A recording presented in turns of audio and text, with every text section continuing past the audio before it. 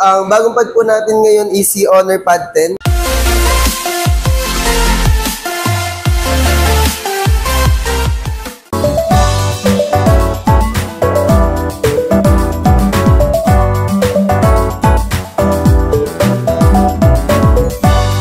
So ito po yung display niya. Yan, may live demo din tayo dito sa store.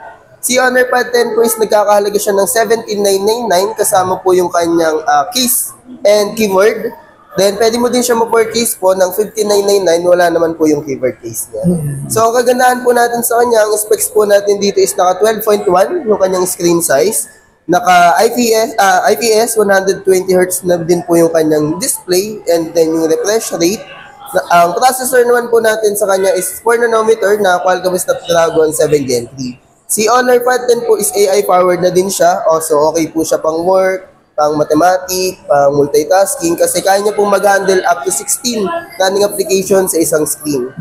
So pagdating naman po sa speaker niya, 6 na po yung ginamit natin sa kanyang speaker. Then isa pa po sa pinakamaganda sa kanya is yung kanyang battery. So ang battery po natin sa kanya is 10,100 mAh po. Fast charger na din po siya ng 35 watts. Yan. So si Honor Pad 10 po, for pre-order pa naman siya sa atin. Ang official launch release po natin kay Honor Pad 10 is this coming September 13 po. So yun, pwede po kayo mag-visit dito sa store namin para makapag-pre-order. So once na nag-pre-order po kayo, meron po kayo makakuha sa amin by this September 13 na Honor Pencil po. Yan, na nagkakahalaga ng 199. May AI features ba? So, marami po siyang mga AI features. So, meron siyang AI text, AI documents, and then yung pong pag mag-handwritten, gamit po si Honor Trace Pencil. Pero okay naman siya for students. Okay po siya, okay po siya. Meron na din naman po siyang mga built-in na application. Then, kung may kailangan kayong application, pwede din namin i-install. So, kung student po yung gagamit, so okay naman siya pang multitasking. Pwede kayo mag-open ng isang app. Then, pwede kayo mag-drag. So, automatic split screen po siya.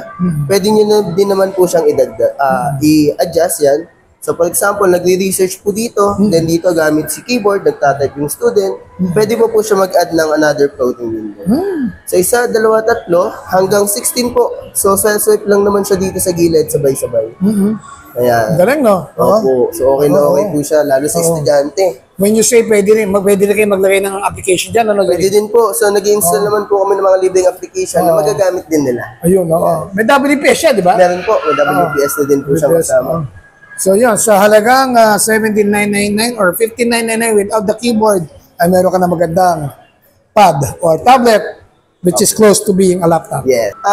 Available po sa store natin by G-Gives, yan, credit card, and then home credit. Okay, dito lamang sa Honor Store. Honor Store po, third floor kami ng Robinson's Place, General Trias, yan. Pwede niyo po kaming bisitahin. Ang pangalan ko po is Jarin Serbia. Okay. Thank you, Jarin. Thank you po.